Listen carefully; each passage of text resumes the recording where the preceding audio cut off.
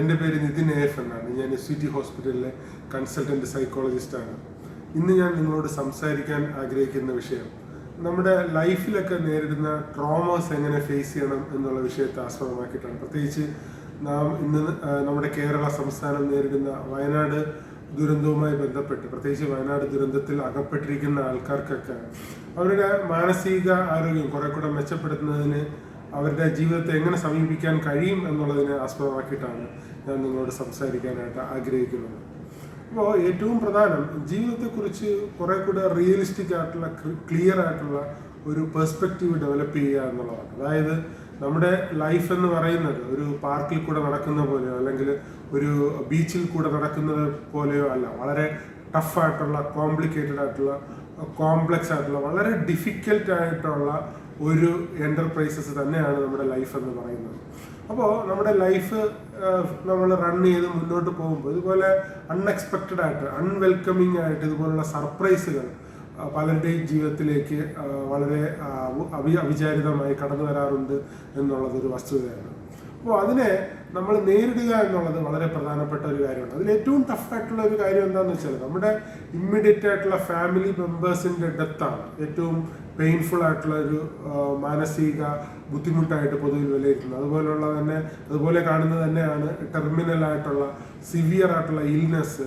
അവയും നമ്മുടെ മാനസികമായിട്ട് വളരെയേറെ ബുദ്ധിമുട്ടിക്കുന്ന വസ്തുത തന്നെയാണ്. എന്നിരുന്നാലും ഇവയൊക്കെ എങ്ങനെ നമുക്ക് കുറെ കൂടെ സധൈര്യം നേരിടാമെന്ന് വിചാരിച്ചു കഴിഞ്ഞാൽ ഏറ്റവും പ്രധാനപ്പെട്ട കാര്യം നമ്മൾ ആ സിറ്റുവേഷനിൽ അതിൻ്റെ ഒരു വോളണ്ടറി കൺട്രോൾ നമ്മൾ എടുക്കുക എന്നുള്ളതാണ്. അതായത് ആ ഒരു സിറ്റുവേഷൻ വോളണ്ടറിലി ഫൈറ്റ് ചെയ്യാൻ വേണ്ടിയിട്ടുള്ള റെസ്പോൺസിബിലിറ്റി നമ്മൾ ഏറ്റെടുക്കുക എന്നുള്ളതാണ് ഏറ്റവും പ്രധാനപ്പെട്ട കാര്യം. അല്ലാതെ നമ്മൾ അവിടെ നമ്മളെ തന്നെ വിക്ടിമൈസ് ചെയ്ത് മാറി നിൽക്കുന്ന ഒരു സാഹചര്യം, അല്ലെങ്കിൽ എനിക്കിതെല്ലാം സംഭവിച്ചു പോയി, എനിക്കിനി മുന്നോട്ട് പോകാനായിട്ട് കഴിയില്ല, ഞാൻ ഒപ്രസ്ഡ് ആണ് എന്നുള്ള ഒരു വിക്ടിം മെന്റാലിറ്റിയിലേക്ക് ഒരിക്കലും വരാതിരിക്കുന്നതിന് വേണ്ടിയിട്ട് പ്രത്യേകം ശ്രദ്ധിക്കുക എന്നുള്ളത് വളരെ പ്രധാനപ്പെട്ട ഒരു കാര്യമാണ്. അതുപോലെ തന്നെ ഇപ്പോൾ നിങ്ങൾക്ക് ധാരാളം, പ്രത്യേകിച്ച് വയനാട് ദുരന്തത്തിൽ അകപ്പെട്ടിരിക്കുന്നവർക്ക് ധാരാളം എക്സ്റ്റേണൽ ആയിട്ടുള്ള ഹെൽപ്പുകൾ കിട്ടുന്നുണ്ടാവും, പ്രത്യേകിച്ച് ഗവൺമെന്റിൽ നിന്ന്, മറ്റു ഓർഗനൈസേഷൻസിൽ നിന്നൊക്കെ തന്നെ. പക്ഷെ അവയൊക്കെ ഒരു സെക്കൻഡറി ആയിട്ട് അല്ലെങ്കിൽ ഒരു ആഡ് ഓൺ ആയിട്ട് മാത്രം കാണുക. അല്ലാതെ നിങ്ങളുടെ ലൈഫ് മുന്നോട്ടേക്ക് ബിൽഡ് ചെയ്ത് പോകുന്നതിന് ഒരു മേജർ ആയിട്ടുള്ള, ഫണ്ടമെന്റൽ ആയിട്ടുള്ള, പ്രൈമറി ആയിട്ടുള്ള ഹെൽപ്പായിട്ട് ഇവയെ ഒന്നും ഒരിക്കലും നിങ്ങൾ ഇൻഡിവിജ്വലി ഡിപ്പെൻഡ് ചെയ്യാതിരിക്കാൻ വേണ്ടിയിട്ട് പ്രത്യേകം ശ്രദ്ധിക്കുക. കാരണം ലോങ് ടൈം ആയിട്ട് ഒരുപക്ഷെ നിങ്ങൾ ഉദ്ദേശിക്കുന്ന രീതിയിൽ ഈ ഹെൽപ്പുകളെല്ലാം കിട്ടിക്കൊള്ളണമെന്നില്ല. അല്ലെങ്കിൽ അതിനേക്കാൾ കൂടുതൽ മാനസികമായിട്ട് നിങ്ങൾക്കൊരു എൻകറേജ്മെന്റ് കിട്ടുന്നത് അവയൊക്കെ നിങ്ങൾ സ്വീകരിക്കുന്നതിനോടൊപ്പം പ്രൈമറിലി, ഫണ്ടമെന്റലി നിങ്ങൾ തന്നെ നിങ്ങളുടെ ലൈഫ് മുന്നോട്ടേക്ക് കൊണ്ടുപോകാൻ വേണ്ടിയിട്ട് ബിൽഡ് ചെയ്യുമ്പോഴാണ് എന്നുള്ള വസ്തുത എപ്പോഴും തിരിച്ചറിയുക എന്നുള്ളത് വളരെ പ്രധാനപ്പെട്ട ഒരു കാര്യം തന്നെയാണ്. അതോടൊപ്പം നമ്മൾ മനസ്സിലാക്കിയിരിക്കേണ്ടുന്ന ഒരു കാര്യം നമ്മുടെ ലൈഫിന്റെ മീനിങ്ങിന് പ്രാധാന്യം കൊടുക്കുക എന്നുള്ളതാണ്.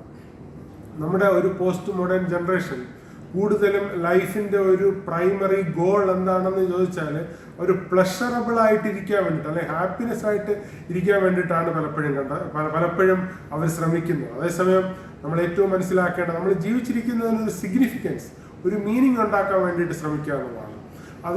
അതിൻ്റെ ഏറ്റവും പ്രാധാന്യം എന്താണെന്ന് ചോദിച്ചാൽ ഏറ്റവും ടഫായിട്ടുള്ള സിറ്റുവേഷൻസിലൂടെ നമ്മൾ കടന്നു പോകുമ്പോഴും നമുക്ക് സിഗ്നിഫിക്കൻ്റ് ആയിട്ടുള്ള മീനിങ് ഉണ്ടാക്കാൻ പറ്റുന്ന, നമ്മുടെ കൺട്രോളിലുള്ള കുറച്ച് കാര്യമെങ്കിലും എവിടെയെങ്കിലുമൊക്കെ ഉണ്ടാവുമെന്നുള്ളത് ഒരു റിയാലിറ്റിയാണ്, ഒരു വസ്തുതയാണ്. അപ്പോൾ അത് നമ്മൾ കണ്ടെത്തി നമ്മുടെ സിഗ്നിഫിക്കൻസും മീനിങ്ങും കണ്ടെത്താൻ വേണ്ടിയിട്ട് ലൈഫ് മുന്നോട്ടേക്ക് കണ്ടക്ട് ചെയ്യുകയാണെങ്കിൽ തീർച്ചയായിട്ടും നിങ്ങളുടെ ഇനിയുള്ള ലൈഫ് കുറച്ചും കൂടെ ഇപ്പം നിങ്ങൾ വിചാരിക്കുന്നതിനേക്കാൾ ബെറ്റർ ആക്കി മുന്നോട്ട് കൊണ്ടുപോകാനായിട്ട് കഴിയും എന്ന് തന്നെയാണ് ഞാൻ വിശ്വസിക്കുന്നത്. അങ്ങനെ നിങ്ങളുടെ ലൈഫ് കുറച്ചും കൂടെ ബ്ലെസ്ഡ് ആയിട്ടുള്ള, ബ്യൂട്ടിഫുൾ ആയിട്ടുള്ള ലൈഫ് ആവട്ടെ എന്ന് ഞാൻ ആത്മാർത്ഥമായിട്ട് ആശംസിക്കുന്നു. Thank you so much.